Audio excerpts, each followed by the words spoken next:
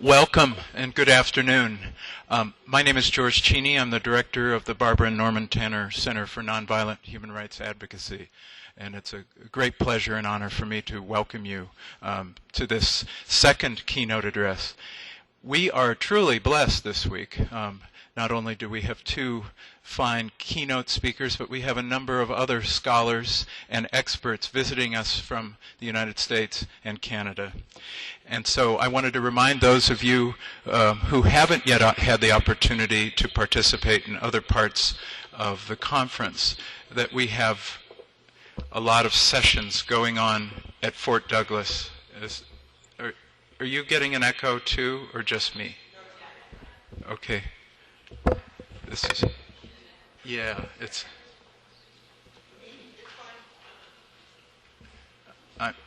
like most people, I don't like to hear myself. So.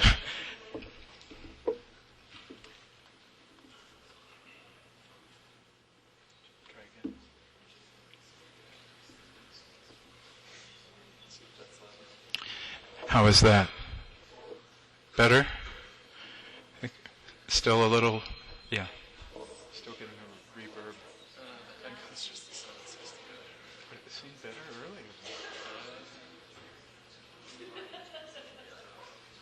It's just like, really? You don't think you can? So we have to go. Should I pull back? Oh, okay. How is that now? Okay, thanks. There are many people to thank for making this series of events possible. We are indebted to the generosity of Barbara and Norman Tanner and Deb Sawyer, to the entire staff of the College of Social and Behavioral Sciences, to our guest scholars and other experts, and thank you for attending today. There's a long list of co-sponsors from our campus and our community. I won't list all of those now because they're on posters and brochures that probably all of you have had a chance to see. So it's my pleasure to introduce one of my new colleagues who will introduce our keynote speaker for this afternoon. Julie Stewart is an assistant professor of sociology at the University of Utah.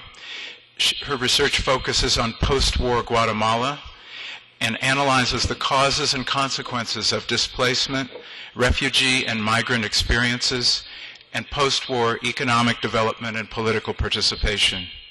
More recently, she has begun researching the political incorporation and civic engagement of migrants who are making their home here in Utah. And I want to add that Julie gave an excellent presentation yesterday on experiences in refugee camps in Guatemala and in other countries in Central America, complicating our images of the experiences of refugees and greatly adding to our knowledge about them. I also want to thank Julie as one of the people who has really helped to make this conference possible. She's organized a wonderful, wide-ranging panel of community leaders who will be talking in the Fort Douglas Officers Club at 2:45 this afternoon about policy implications with respect to migration. Obviously, a very timely set of issues for us here in Utah and in other parts of the country and the world. So I want to thank Julie for that. In the short time she's been at the University of Utah, she's become incredibly engaged in the community as well as on this campus, and she's really a model of a civically engaged scholar. So please join me in welcoming an inspiring, productive, and dynamic new colleague, Julie Stewart.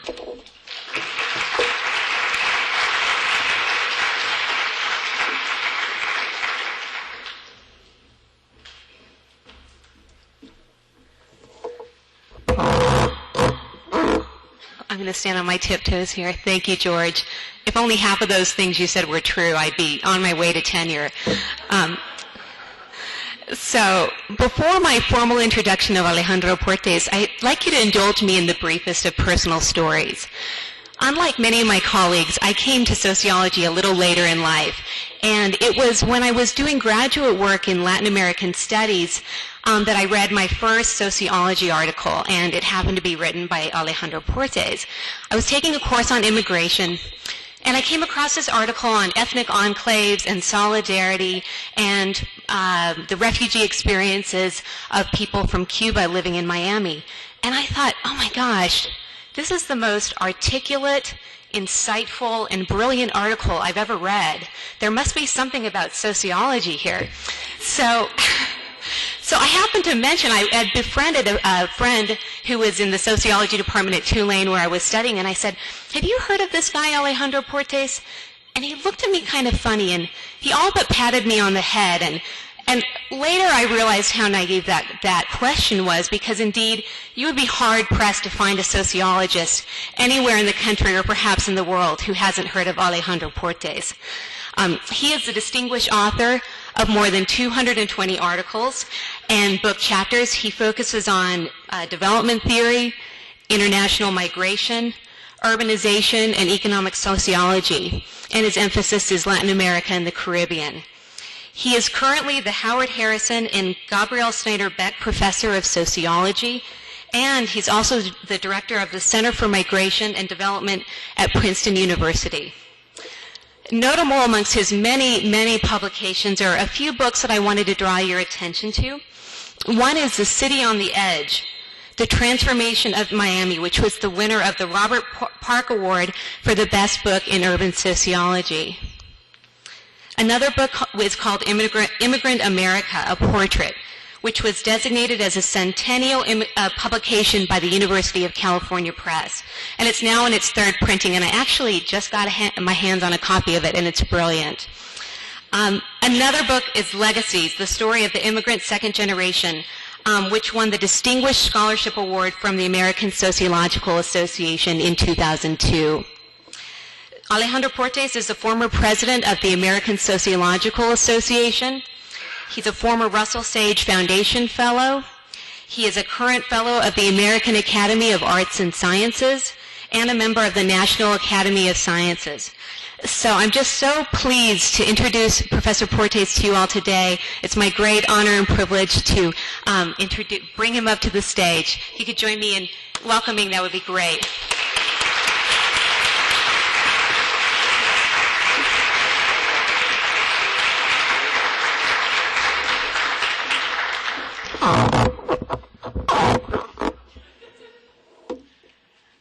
Well, it's a pleasure to be here again.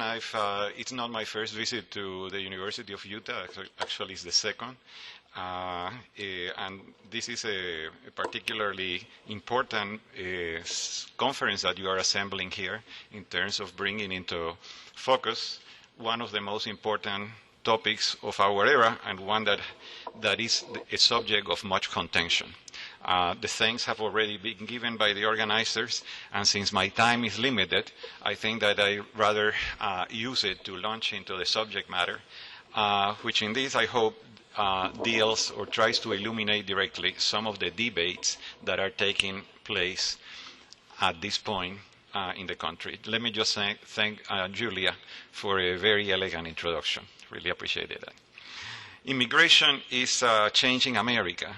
By 2007, the foreign-born population had surpassed 40 million, representing more than 15% of the total population.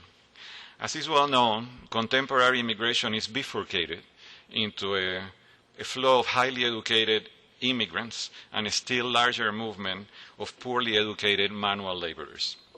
Immigrants with high level of human capital arrive mostly through legal channels and come predominantly from Asia, countries like India, China, and the Philippines.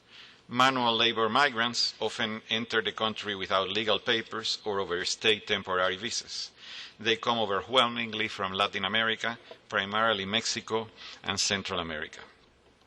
Immigrants from Mexico, Central America, and the Caribbean then go on to increase what is called as the Hispanic origin population of the country, which by 2006 became the nation's largest ethnic minority, if you want to consider them as a unity, surpassing African Americans. This rapid growth of the Latin population and its transformation into a truly national presence have triggered, in turn, a rising wave of unrest among some in the native population, and also xenophobic agitation promoted both by academic and some in the media. These denunciations have gained legitimacy by their being embraced by prestigious figures in the academy, at the head of whom is Professor Samuel Huntington of Harvard. In his article, The Hispanic Challenge, we find passages like the following. I quote, "In this new era, the single most immediate and most serious challenge to America's traditional identity comes from the immense and continuing immigration from Latin America, and especially from Mexico, and the fertility rates of these immigrants. Americans like to boast of their past success in assimilating millions of immigrants into their society, culture, and politics. But Americans have tended to generalize about immigrants without distinguishing among them.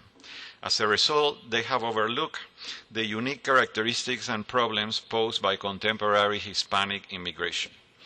The extent and nature of this immigration differ fundamentally from those of previous immigrations, and the assimilation successes of the past are unlikely to be duplicated with the contemporary flood of immigrants from Latin America."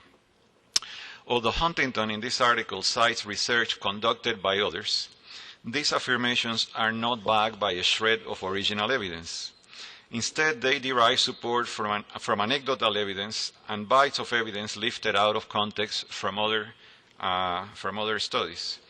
That lack of evidence is not uncommon in anti-immigrant rhetoric in the past when the Europeans were coming in, as of today, because it stems more from emotion and prejudice than from a rational assessment of the facts at hand. Still, this literature, these assertions, prompts legitimate questions about the patterns of social and political incorporation of Latin immigrants today, and the extent to which their behaviors and possible resilient loyalty toward the countries that they left behind retard their citizenship acquisition, their learning of American values, their involvement in the political life of their adopted country. Individual immigrants seldom enter American politics on their own. Instead, they do so collectively in response to mobilizations organized by activists within their own communities or external ones seeking to address wrongs or to achieve various goals. And for that reason, the specific organizational forms adopted by these mobilizations play a decisive role in the process of political incorporation of immigrants yesterday and today. On the other hand, ethnic political organizations have been the requisite first step of incorporation, as immigrants and their children learn to become Americans by first being ethnics, that is, by first defending their group interests. By defending their local interests in world politics, they learn the ropes of the system, allowing their descendants to move up to larger and more ambitious endeavors, as happened with the descendants of the Irish, the Italians, the Poles, and the Greek. On the other hand, at present, a wave of transnational organizations and activism grounded on the shrinkage of space brought about by technological innovation appears to be leading immigrant political activism in new directions. To that trend contributes heavily the actions of home country governments interested in preserving the loyalty of their expatriates so that they can keep sending remittances and philanthropic contributions. Most countries of emigration have passed dual citizenship and dual nationality laws, allowing immigrants to preserve their legal standing in their own country while consolidating their economic and political position in their country of receptions. Clearly, these developments have not been uncontroversial, as at least one school of thought that led by Huntington and a number of people in the media have strongly argued that these transnational links undermine the political integrity of the receiving nation and blur loyalties that should be one and indivisible. The oath of allegiance to the United States taken by new citizens includes an explicit renunciation of all past national loyalties. This is in line, indeed, with the consensus in international law that all persons are entitled to citizenship in one nation and one nation only. According to that school, then, transnational organizations created by immigrants, including the unwelcome meddling of foreign governments, necessarily slows down the integration of immigrants into the host society and compromises their successful political incorporation. At worst, they would turn immigrants into a fifth column of foreign advocates, undermining the interests of the nation that received them. Indeed, as immigration continuously increases the absolute number of foreign-born persons in the United States and their relative proportion of the population, the question of how and when will they incorporate into the American body politic acquires more than academic importance. So, what are we to do? Well, I think that the obvious thing to do for a social scientist is to study these problems. I simply have outlined them, how they are, what is the controversy, and so on. The study that I'm going to summarize for you that deals with these issues focuses on Latin American immigrants for several reasons. First, they have been at the forefront of the recent debate, as opponents of immigration argue that they pose a particularly serious challenge to the political integrity of the nation. Second, there are over 40 million Hispanics now, and they compose, as I've mentioned before, the largest ethnic group of the nation if you're going to take them as a group. And third, Hispanics, including first-generation immigrants, have ceased to become a regional presence to become a truly national phenomenon. States like Georgia and the Carolinas that barely had members of this population as recently as 1990, so their numbers increased by over 1,000% in the last intercensual period. The nationalities that we picked up for study were Colombian, Dominican, and Mexican immigrants. While these groups share a common language and culture, they are very different in context of exit and reception, which may affect in turn their patterns of political incorporation in America. Just to go briefly through their characteristics, Colombians are a relatively recent inflow, now exceeding 1 million persons, and concentrated in New York City and in Miami. Colombians tend to be urban in origins and to have higher levels of education than other Latin immigrants. Their departure had been motivated primarily by deteriorating economic and political conditions in their country. Hence, while the majority of Colombians are legal immigrants, there is a growing number of undocumented immigrants and political asylees among them. Here is some basic data about the characteristics of the countries of origin of the three flows selected for this particular study. Dominicans have been arriving in New York City and in smaller cities along the New York-Boston corridor since the 1960s. They now comprise over 1 million persons and represent the largest immigrant group in New York. New York is second only to the capital city of their sending country, Santo Domingo, in the size of the Dominican population. This is mostly a working-class inflow, but with a sizable component of middle-class professionals.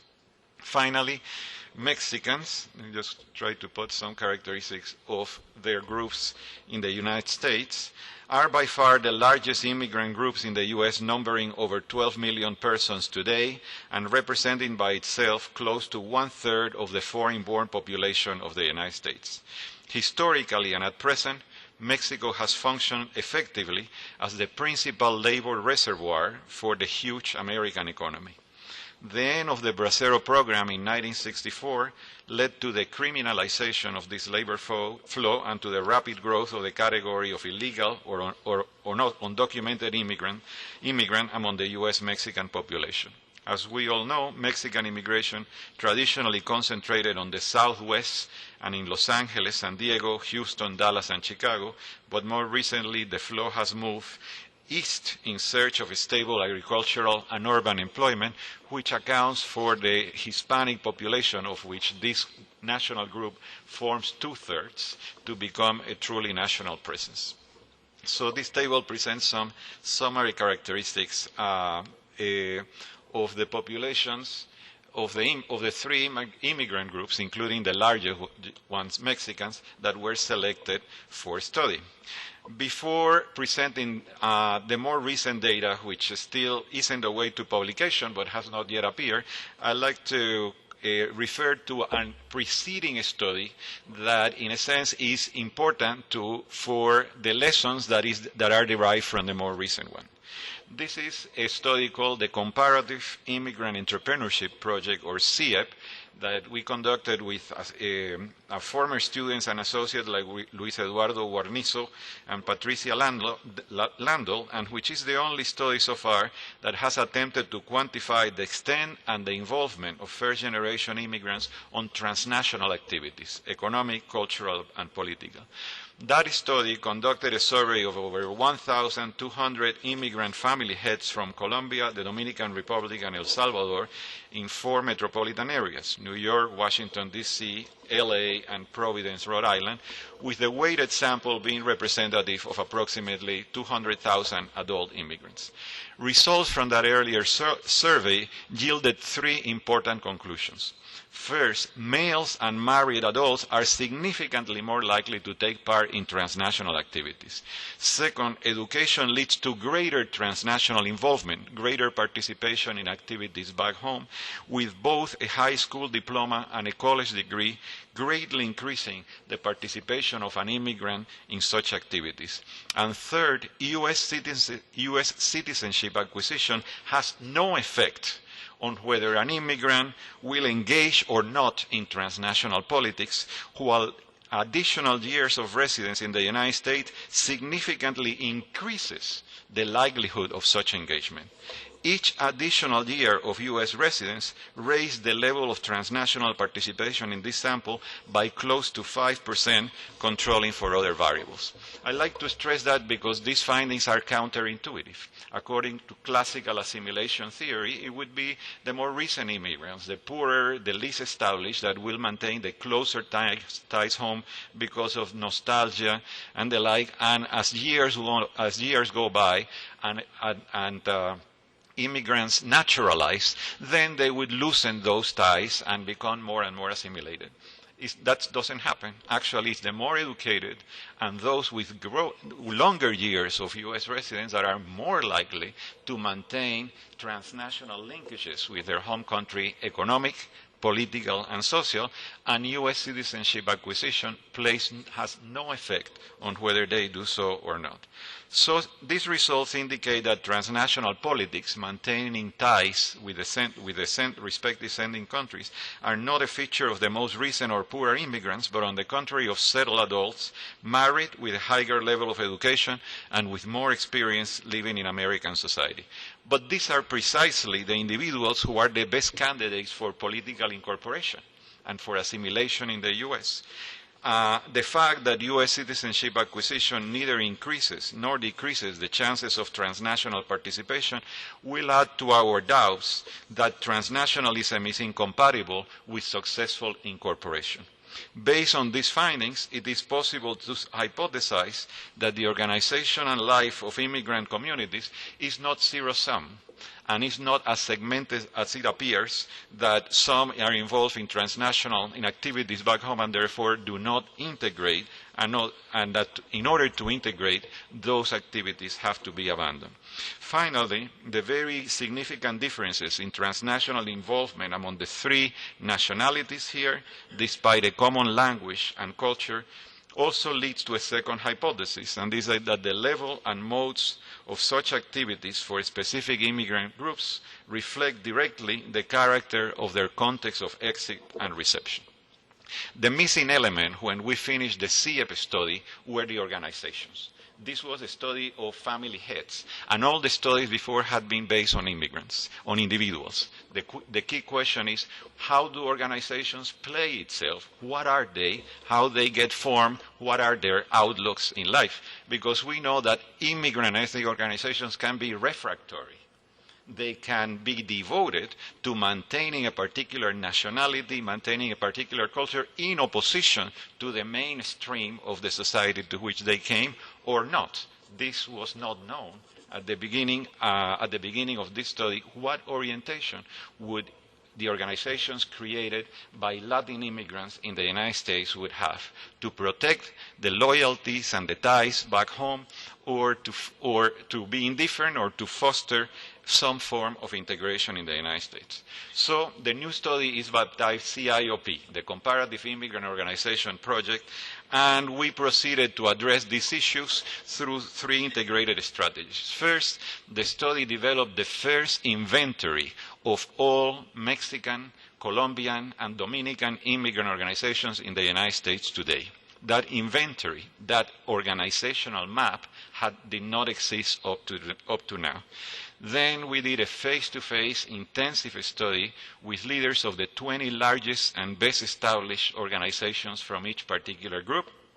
And then we did a larger supplementary survey by internet and telephone with another 170 leaders of these organizations. So the data are for organizations that are their leaders, not for individual immigrants. So as a result, the study was able to compile the first comprehensive and up-to-date inventory of Colombian, Dominican, and Mexican organizations that exist in the United States today. And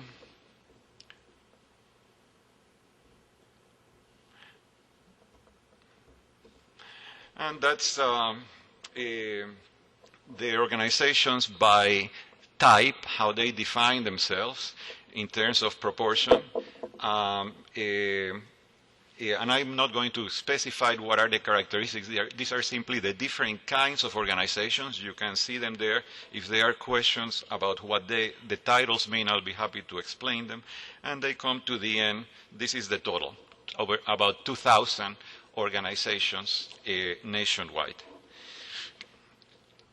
Of these 2,000 organizations, as I said, we selected about 240, and this is the sample that was created in terms of face-to-face direct personal interviews with respondents of the 20 largest organizations, telephone, internet surveys, and then we can see that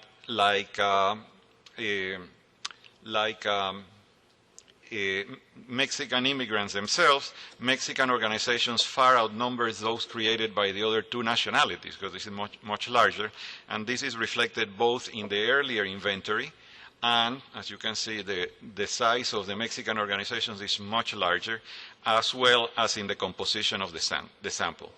Slightly more than half of the organizations were ethnic domestic, that is, their focus was the immigrant community in the United States. And about half were transnational, that is, the focus was on activities and events back home. The table also identifies the 7 main metropolitan areas, as you can see it at the bottom, where the study was conducted. This table starts putting some flesh into these bones by identifying some of the organizations that we contacted and interviewed by nationality and by type. You have things like, this is a very large Colombian organization in New York City, the Colombian Civic Center, that's very oriented toward domestic things. This, for example, is a transnational organization, Heart to Heart, which is devoted to bringing children from Colombia that have medical problems to here. This is a hometown association devoted to their hometowns and so on. And here you have another case. This is the largest Dominican organization in New York dedicated to the community, and this is a hometown association from the little town of Cañafistol in the province of Bani in the Dominican Republic, and so on. This table shows that the domestic transnational distribution is not the same across nationalities. That is, while Mexican and Colombian organizations are about evenly divided, the domestic focus predominates among those created by Dominicans. There are more of those among them. These are Mexican nationalities and their characteristics. Some of the names of the organizations. So the first thing that we did was to ask our respondents a battery of questions aimed at gauging their evaluations of the bearing of their organizations on their political incorporation of immigrants to American society and their retention of concerns and loyalties to their countries of origin. Remember that that is a priori, we don't know what they were going to tell us. That is, it could be a very militant, anti-assimilationist story. It could be mixed. We don't know at that time. So although leaders' statements should not be taken at face value, that is, as implying that their organization actually does or accomplishes what they say, they establish the general orientation of this population toward the countries that they left behind and the one that has adopted them. The research literature on ethnic mobilizations indicates that these attitudes can range from oppositional, hostile, and even secessionary to non-conflictual and assimilative. In the present context, expectations about leaders' attitudes could go either way, depending on whether one adopts a Huntington-like skeptical stance or an integrative one. Leaders' attitudes, it turned out, and this is the results, are highly consistent in what they show us. They assert that first, the organization contributes to the successful incorporation of immigrants to American society. Second, that they simultaneously help immigrants maintain linkages with their home country. And third, that there is no contradiction between both goals. Here you have it, and I'm going to sort of point to the percent, that is to the total percentages and even variations. This organization contributes to the successful integration of these immigrants to American society. That is 83%. Immigrants from these countries should acquire U.S. citizenship as soon as possible. 91% of the leaders sample. Participation in this organization helps these members maintain ties with their home country, 84%. I'll focus on national variations in the second.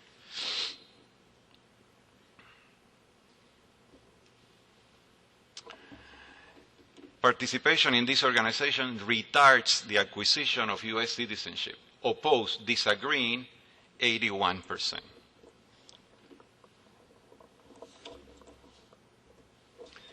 It is possible to acquire U.S. citizenship and continue being a good member of the country, 90%.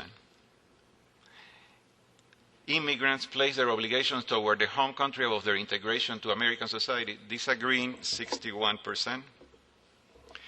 Again, it is possible for immigrants to integrate to American society and continue taking part in their home country politics, 83%. And it is possible to remain loyal to the country of origin and at the same time be a good American citizen, 95%. The results tended to be extraordinarily skewed. And once you see them, you can say, but of course, they could be objected on the grounds that they represent a social desirability syndrome in which these organizational leaders respond as they were expected to.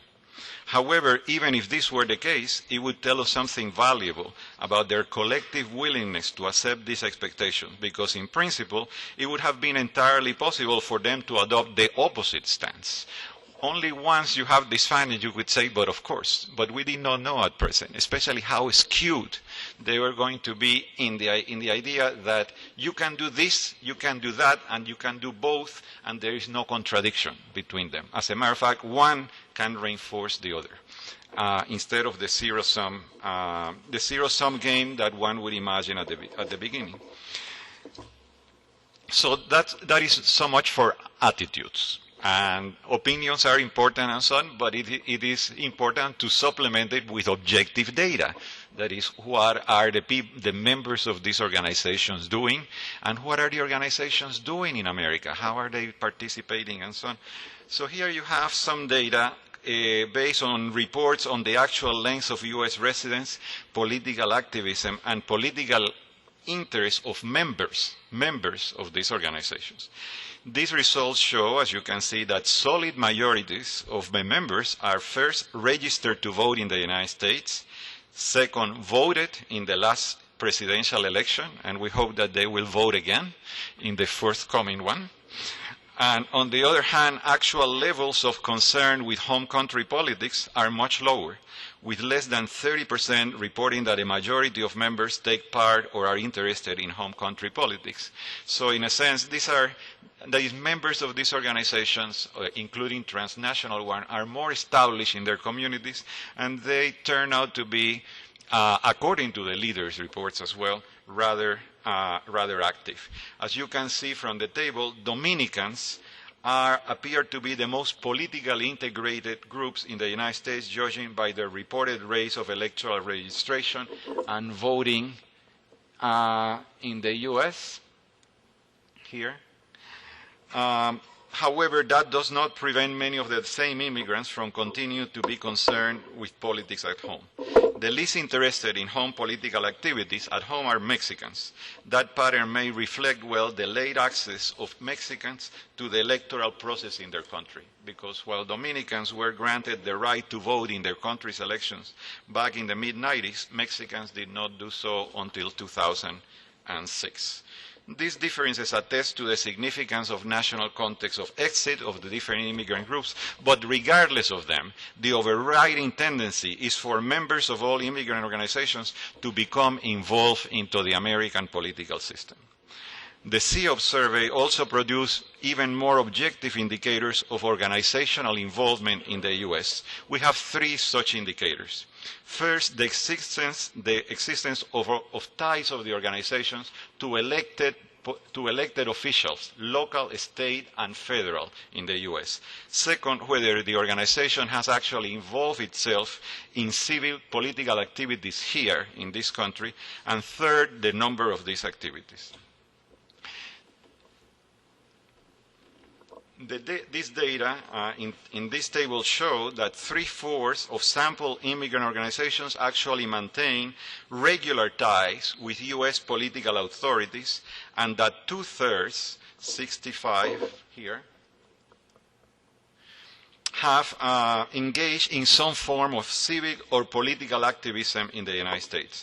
These activities include one or more of the following. First, supporting candidates for elective office. Second, organizing political debates. Third, providing civic or political information to members of the organization. Fourth, providing civic or political information to the immigrant community as a whole. Fifth, participating in civic and political campaigns here. And sixth, others or a mix of the two. You can see in the table again that Dominican organizations are the most politically active in the United States, and Colombian ones the least, a topic to which I will return. This table presents the distribution of the actual number of civic and political activities that these immigrant organizations initiate. The figures again show that Colombian groups are the least active in American politics and Dominican ones the most. Almost 1/4 of Dominican organizations report carrying at least 4 or more of the activities that I told you that I mentioned earlier, a far larger figure than among other nationalities. And this table also shows something very interesting, that regardless of the alleged focus of the organization, whether it declares itself to be concerned exclusively with domestic activities in the United States or whether it declares to be transnational, the level of political civic activities in the United States is about the same. It doesn't make much of a difference, their own declaration. Both domestic, ethnic, and transnational do about the same, except at the high end, where that is transnational activities tend to be, those who declare themselves domestic are more willing to do 4 or more of these activities than those transnational. But with that difference, there is very little difference in terms of the original type of organization in this data. Okay, moving right on. A more objective. So what I would like to do to conclude the presentation of the data is to present you with some multivariate results so as not to leave it into frequency distribution. Please excuse us, this is the bias of us sociologists. We want to see the net effects on this, and for that we have models of the attitudes of these immigrants. But the problem is that, as you saw before, there is so little variance. in terms of a pro-integrative attitude or a dual loyalties approach that there is very little to predict. So we focus more on the objective variables, and I will present analysis of two. That is, for this analysis, we added the number of activities that immigrants involve, and then you end up of civic political activities that these organizations have carried out, and then you get a count variable from 0 to 6. That's the dependent variable, number of civic political activities that each organization engages in. A count variable is not amenable to analysis with the usual OLS. It's better modeled with a Poisson type of regression, except that makes some kind of unrealistic statistical assumptions. So we shifted to something called negative binomial regression for this analysis, which has the advantage, these negative binomial regression coefficients, of being transformable into net percentage changes that is assigned to each predictor. That is what net percentage effect each of the variables has. And I'll leave the other technicalities for later discussion if you are interested. But here are the results of this initial analysis.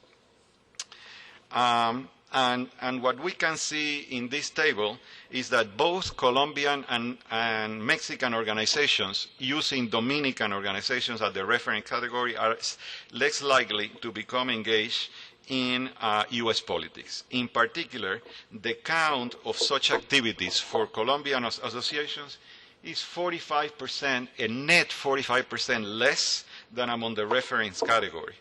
Numerical size of the organizations and the average length of U.S. residence of their members both increase political participation.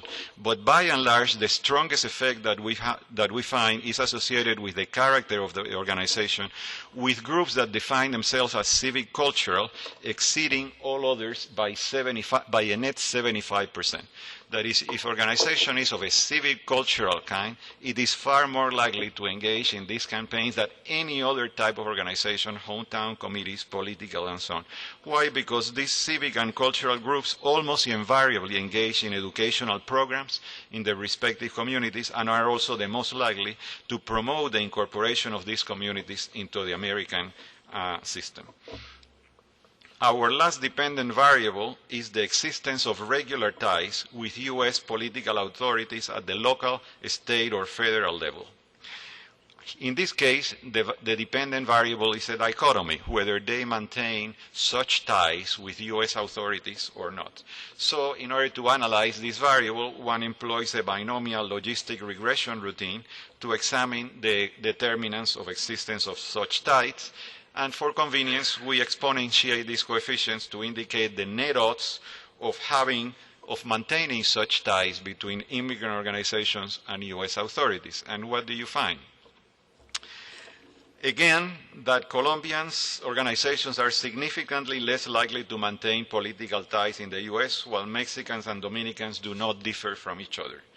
The odds are almost 2 to 1 in favor of these groups, Mexicans and Dominicans, relative to Colombian ones, which again emerge as the least politically active in the United States.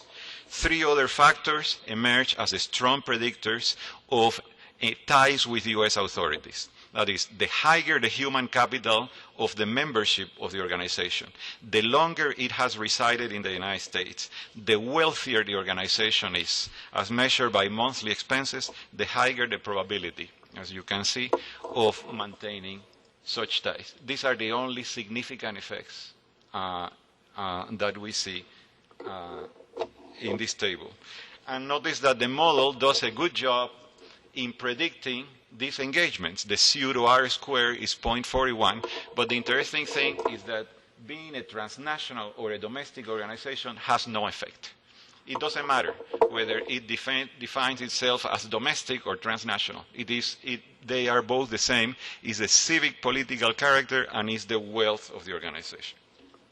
To conclude and in a sense reflect on what these empirical results tell us about the patterns of political incorporation of Latino immigrants in the United States. First, CEOB is the first study to produce an up-to-date inventory of organizations created by Latin immigrants and to compare systematically their characteristics and activities.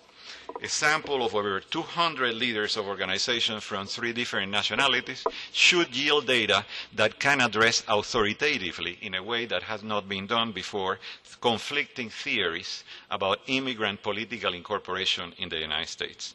And results of the analysis of these patterns can be summarized in 5 conclusions. First, ties with the home country, political, social, and so on, are strong. And many immigrant organizations are fiercely dedicated to promoting the welfare of communities in the countries that they left behind. However, leaders of these organizations can see no contradiction between pursuing these goals and a process of successful integration into American society. The near unanimous endorsement of dual loyalties and of prompt integration into the U.S. political system is neither necessary nor could have been anticipated a priori. This came out of the data, not out of any prior anticipation.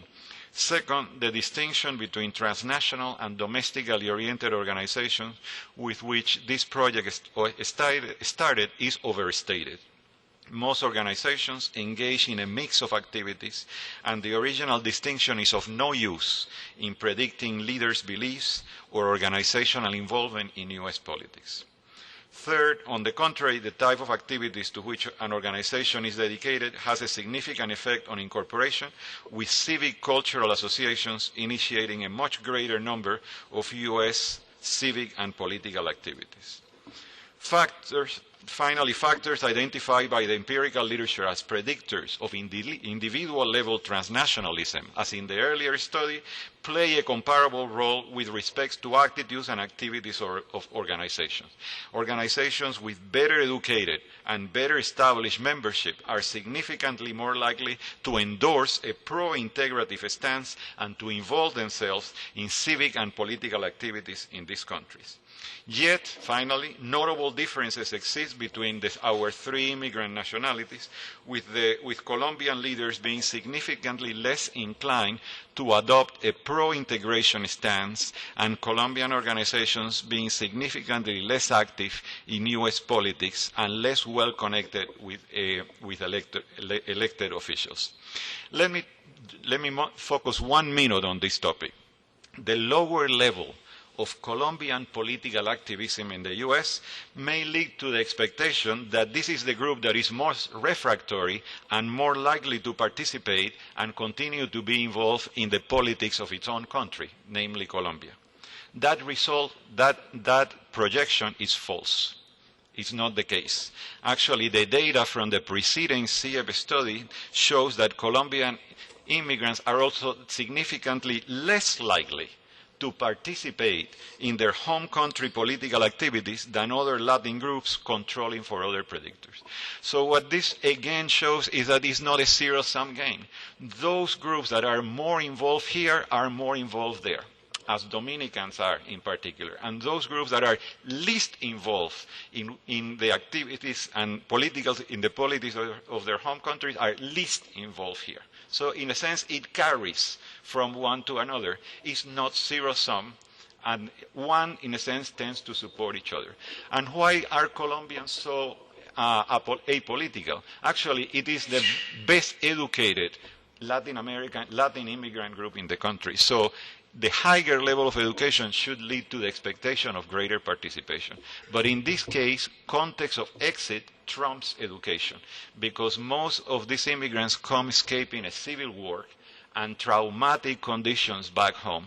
And when they escape, they escape. That is, basically, once they leave, they don't want to know anything about politics, and they are more likely to adopt a more individualistic stance toward integration, except in individual circumstances. So it is the context of exit, and also the fact that Colombian political parties are very feeble and offer no channel to maintain a presence in the home country, very different from the case of the Dominican Republic, a country with very strong parties which maintain actually offices and branches in all the areas of immigrant concentration in New York and along the New York-Boston corridor. To conclude, these differences in context of exit between our three groups are certainly important and will deserve additional investigation.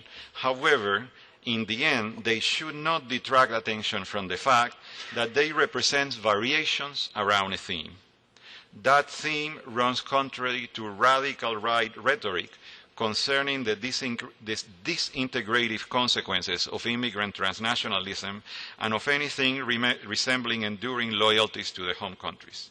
There is actually a world of difference between the think tanks and the academic halls and the TV studios where these kinds of pronouncements are made about the disintegrative consequences and about the threats and about the challenges and so on, and the realities on the ground.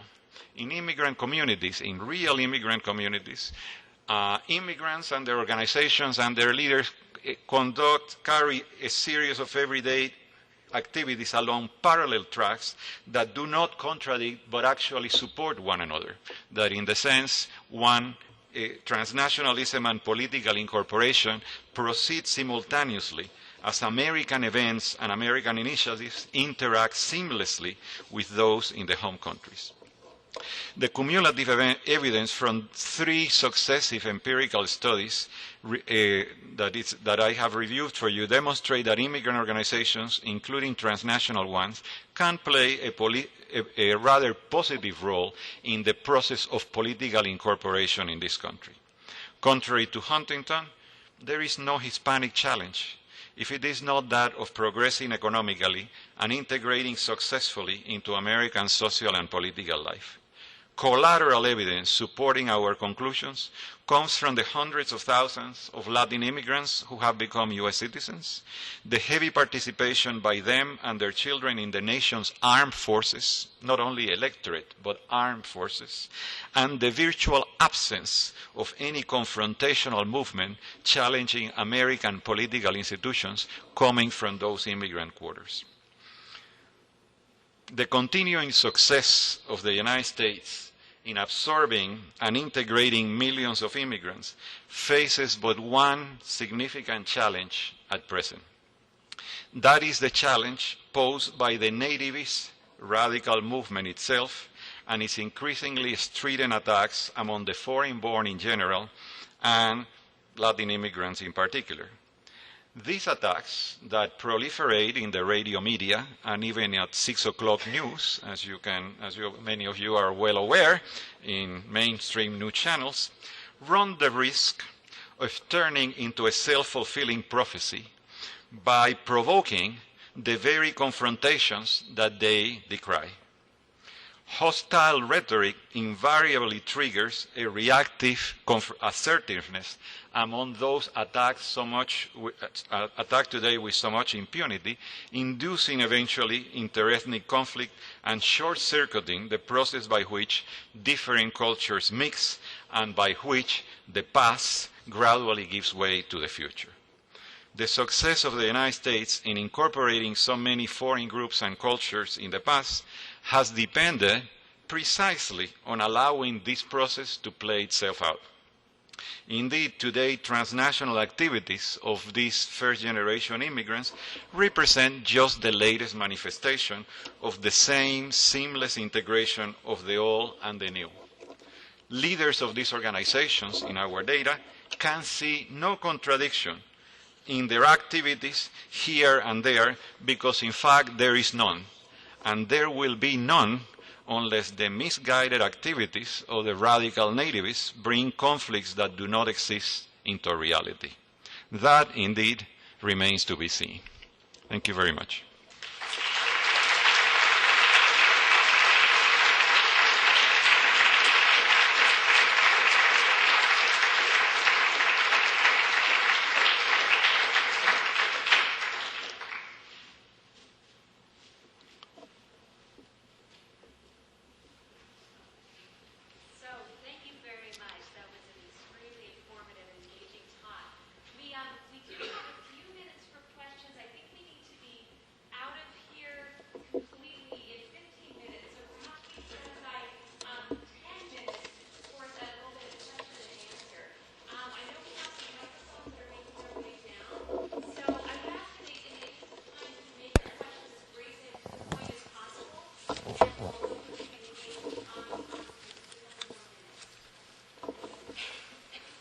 Yes, and Julia, I'm going to take several questions and then answer in the interest of time. Okay. Three.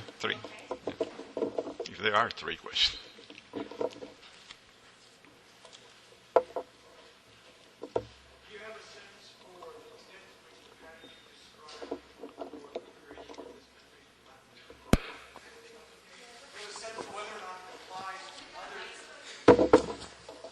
Do you have a sense for the extent to which the patterns you've described apply to other immigrant populations around the world? Okay. Mm-hmm. Thank you. That's short and to the point.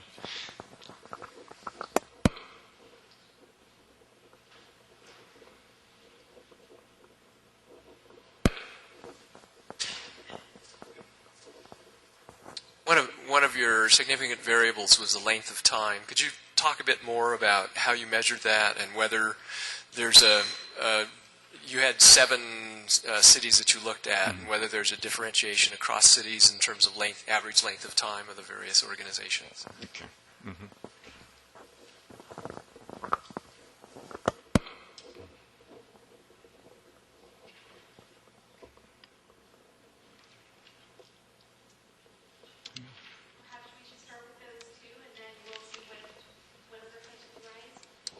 Sure. Well, since we have not studied anyone else, I can only give you an opinion. I think that these are fairly representative nationalities in terms of the current immigration flow from Latin America to the United States. They are, by and large, the largest. We have studied Salvadorian immigration in the past and found it very similar to Mexican. So you will find a similar pattern. Perhaps the only migration from South American countries is much smaller, and from Cuba it has literally ended, and that has a unique characteristic because that's composed primarily by political exiles. From Asia, we have no data at present to validate these conclusions or not. As a matter of fact, one of the frontiers in the study of immigrant transnationalism are the organizations created by Indian, Chinese, Filipino, and other Asian immigrants that have not so far been studied in any detail, so that remains part of the question, and I am reluctant to advance ideas. So the map is still very incomplete, but since most of the migration coming from Asia is human capital migration, sort of higher levels and so on, it is likely to have a very different dynamics in terms of integration and so on. And the main concern had been with labor migrants, that is low human capital groups, of which, of course, the Mexican flow is paramount. As to the length of time, in the CF survey, we measured it in the original one, the study based on a sample of family heads on years of U.S. residence. And in this one, on organizations, we measured them in terms of leaders' reports about categorical differences. Instead, it was not continuous, so from 0 to 5, 5 to 10, and so on. And indeed, there are differences in terms of length of U.S. residence between the categories included in the sample.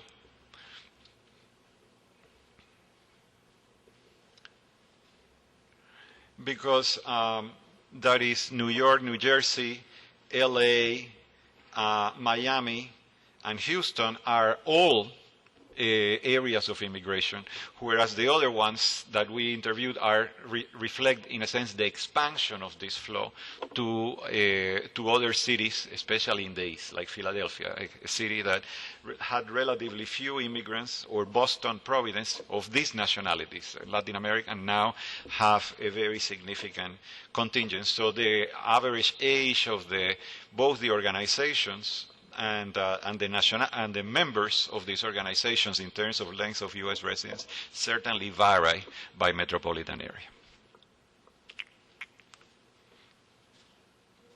Sir Portes, I guess it's on. Based on your findings and on your speculations, what policy recommendation priorities would you put to a new administration?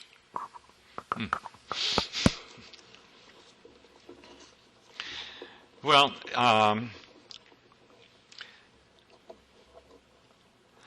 The first finding that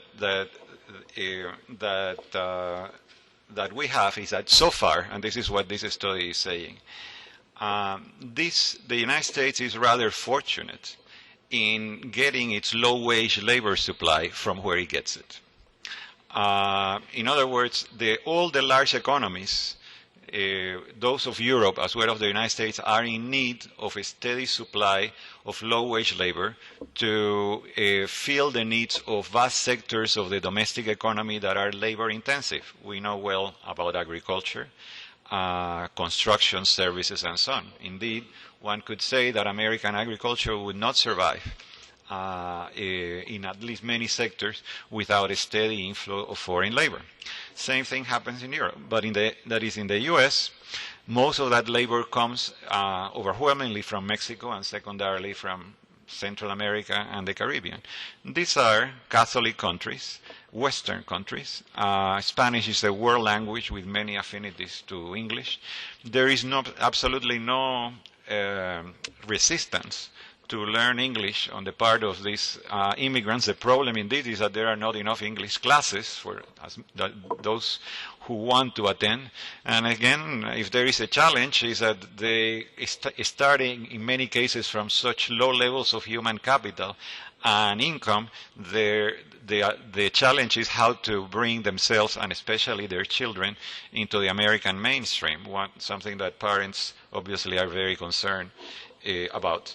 In Europe, as we know, on the other hand, that is sometimes ethnic organizations prove secessionary or refractory to immigration because of different religious and other ideologies that is others here know better than I, but that are very clear in the case of countries like France, Germany, and Great Britain. So far, because of that, the configuration of this population and of their organizations is deeply benign in terms of its future of integration. The problems are twofold. The first is how to regularize this needed labor flow, bringing it out of the shadows and into some kind of temporary labor regime.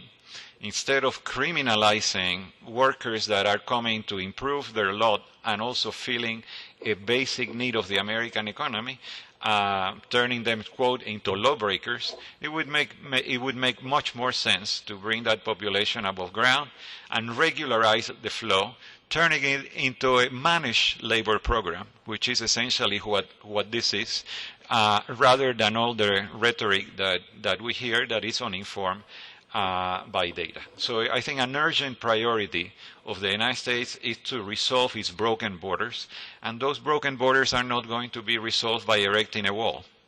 The wall is not going to stop immigration. What the wall has done, or the attempts to repress immigration, spending billions of dollars into building the border patrol and so on so far, has not been to stop the flow. It has been to bottle it up here. Because once immigrants spend $2,000 or $3,000 to cross that border, they are not going to go back, as they used to go back, as they used to return when the flow was cyclical, as it should be. Instead, they stay here, and eventually they bring their families, their spouses and their children, creating a second-rate massive population, now exceeding 12 million people, in conditions of great legal and economic vulnerability, which needed not be here before, and which is a direct consequence of a misguided immigration policy focused on repression rather than on management of what is a necessary flow. The second part outside of fixing this is what happened to the children, because precisely out of this problem we have families coming in and a population of youth growing up in conditions of great disadvantage. That indeed was the subject of my lecture the last time I was around here in Salt Lake City, but which means that today we have a highly bifurcated second generation with children of legal,